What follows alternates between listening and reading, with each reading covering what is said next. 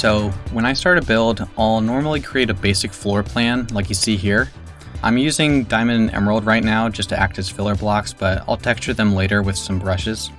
In this case, the diamond's going to be the walls and emerald's going to be the trim. And once I'm done with the floor plan, I'll use the /stack command to copy the floor plan upwards a few times, and that'll create the first level of the structure.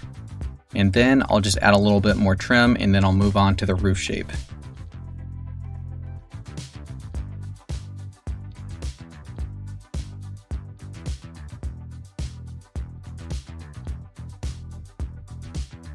When I build the roof, I'll begin by creating the frame.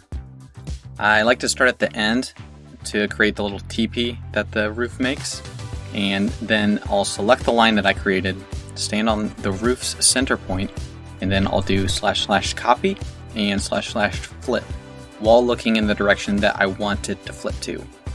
And then I'll do //paste -a to make a mirror image.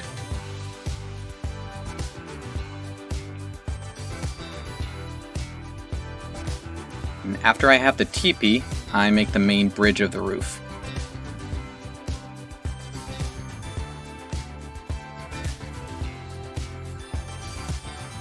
I'll get a little creative here and give it a little character by making a curved shape.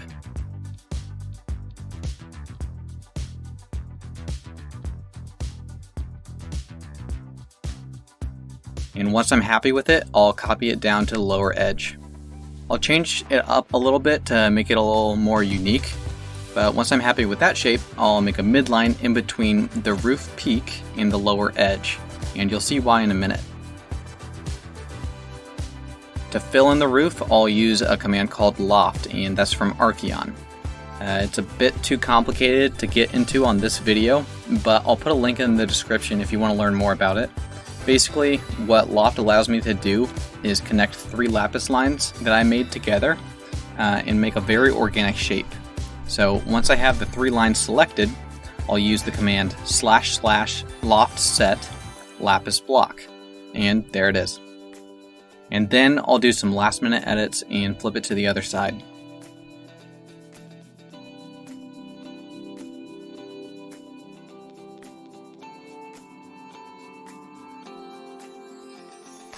And using those same strategies to create the main shape, I'll finish off the center and the side portions of the house.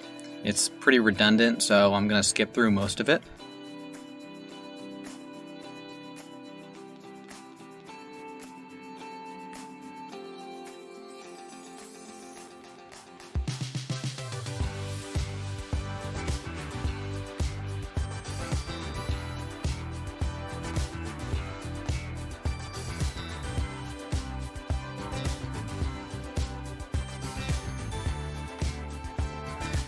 The main structure is pretty much done. It's not detailed yet, but before we do that, we need to texture it. I think a lot of this is pretty self-explanatory if you've watched my brush tutorials, so I will speed through this as well, giving you the block palettes as I progress. If you haven't watched my WorldEdit tutorials on brushes and brush gradients, I'd recommend checking them out before you watch this section. I will put a link in the description.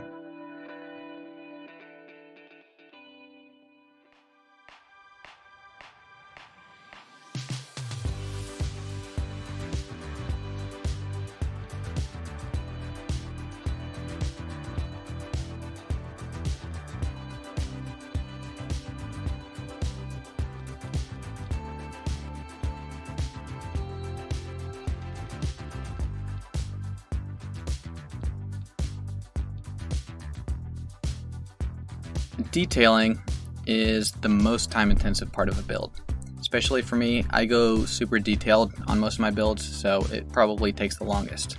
On this build, I have a few window and trim motifs that are pretty consistent throughout, and this design that I'm building on the front will be my stencil, and then I can copy it with commands to the rest of the structure.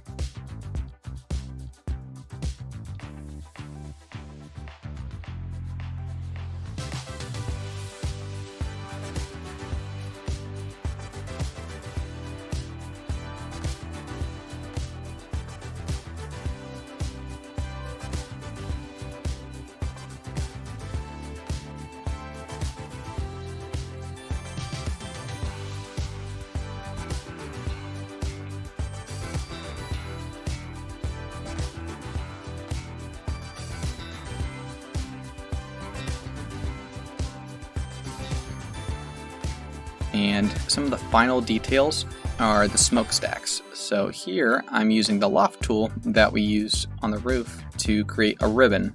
And it's a slightly different method, but the mechanics are the same. And then I set the initial blocks as filler blocks, in this case diamond block, and then I'll texture with a mix of red stained glass and redstone blocks.